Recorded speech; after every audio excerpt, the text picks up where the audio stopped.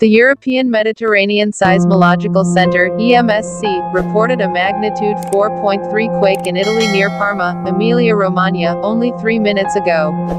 The earthquake hit around noon on Friday, February 9, 2024, at 1:06 p.m. local time at a shallow depth of 21 kilometers.